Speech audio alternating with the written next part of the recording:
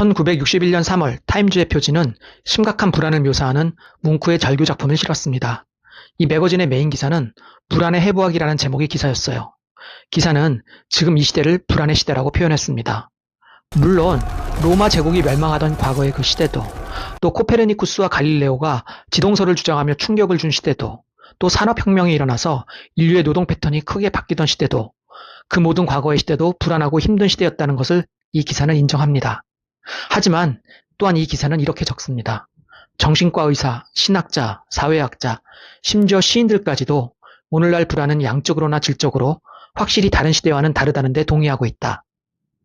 이 시대가 다른 과거 어느 시대보다 특별히 더 불안한 이유 중 하나로 이 기사는 인간이 영적인 측면을 상실하고 있음을 지적합니다.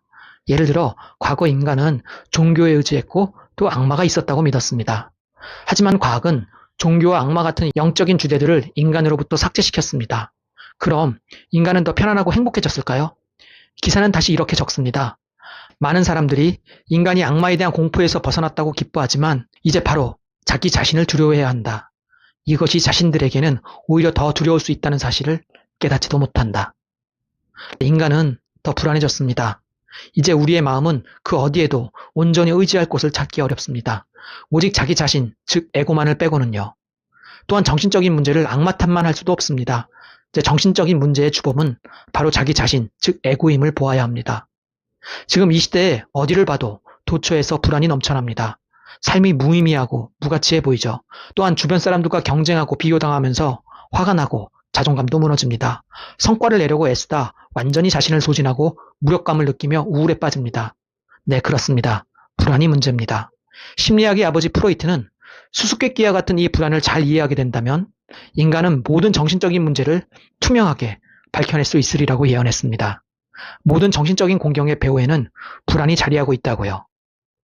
이 심리학의 대가는 병적인 불안만을 집중해서 보았습니다. 하지만 불안의 스펙트럼은 아주 넓습니다.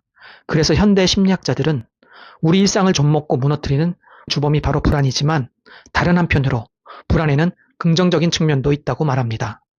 이제 저는 붓다라는 성자가 강조한 특별한 불안 한 가지를 소개하려 합니다. 바로 삼배가라는 영적 불안입니다. 본래 이 삼배가라는 용어는요, 격심한 동요, 극심한 떨림, 충격 등을 의미합니다. 다만 단순한 동요나 떨림이 아닙니다. 이는 나의 존재를 흔들어 깨우는 영적 불안인 거죠. 붓다는 제자들에게 행복을 충만하게 하고 번뇌를 소멸시키기 위해서 두 가지 자질을 갖추라고 말했어요.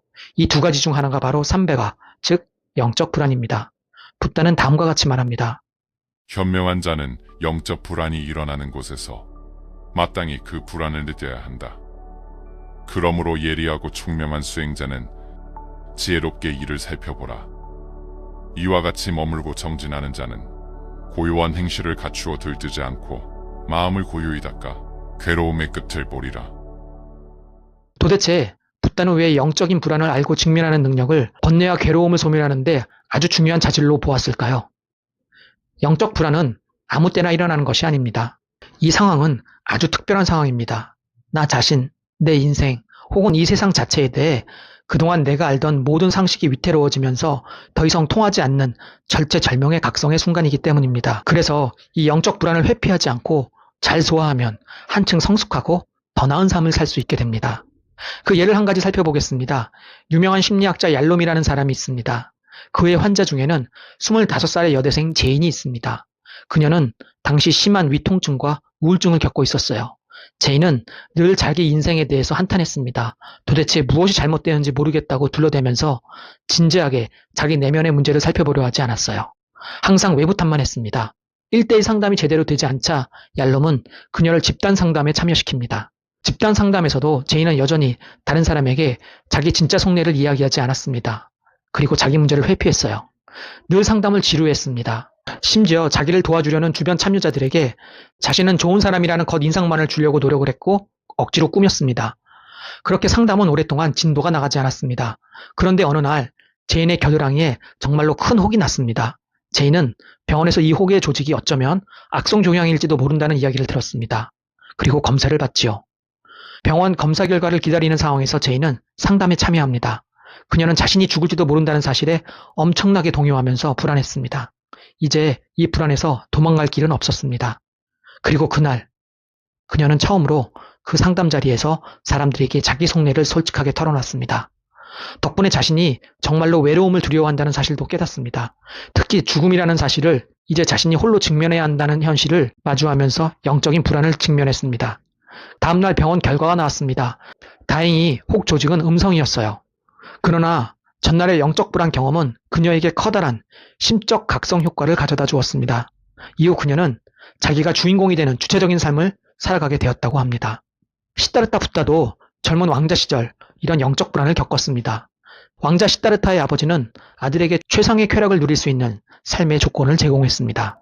계절별로 머물 수 있는 멋진 별장들, 맛난 음식들, 모든 수발을 다 들어주는 하인들, 당대 최고로 아름다운 기녀들. 그렇게 삶을 즐기며 살던 시다르타는 세상 구경을 하려고 성 밖으로 4번을 나갑니다. 4번의 행차 중 3번은 왕자 시다르타에게 엄청난 영적 불안을 야기했습니다. 첫 번째 나갔을 때 그는 아주 기력이 쇠하고 쭈글쭈글한 노인을 봅니다. 늘 궁전에서 젊고 아름다운 것만 보던 왕자는 처음으로 영적 불안을 심히 느꼈습니다. 두 번째 나갔을 때는 제대로 몸을 가누지 못하고 누워있는 병자를 봅니다. 이 역시 커다란 영적 불안이었습니다. 세 번째, 왕자는 관 속에 누워있는 시체를 봅니다. 가장 강력한 영적 불안이었습니다. 그리고 마지막으로 나아갔을 때는 그는 마음이 아주 평온해 보이는 구두자를 만나 대화를 나누었습니다. 그리고 자기 삶에 큰 변화가 있어야 한다는 사실을 깨닫는 기회를 얻습니다. 까닌사로 비구는 당시 붓다가 느낀 이 영적 불안에는 3가지 복합적인 감정이 어우러졌다고 해석합니다. 첫째, 그냥 일상적으로 살아간다는 사실에서 오는 허무함과 무의미함, 그리고 그것이 야기하는 절망감과 소외감. 둘째, 그건 아무 생각도 없이 맹목적으로 즐기며 살아온 자신의 어리석음에 대한 자책감. 셋째, 괴롭고 무의미한 일상에서 벗어날 길을 찾아야겠다는 절박함입니다. 불교의 핵심 논서인 청정도론에는 수행자들이 지혜를 얻으려는 초심을 잃고 수행 열정이 식게 될 때 다시 분발하는 마음을 내는 방법을 적고 있습니다. 이 방법이란 죽음, 늙음, 병듦, 태어남, 윤회에 대한 고통, 지옥 같은 몇 가지 인생의 근본적인 주제들을 떠올리며 영적 불안을 일부러 일으키는 것입니다. 영적 불안은 자신에게 이제 더 이상 그냥 하던 대로 하면 안 된다라는 메시지를 던지면서 우리의 마음을 흔들어 놓습니다.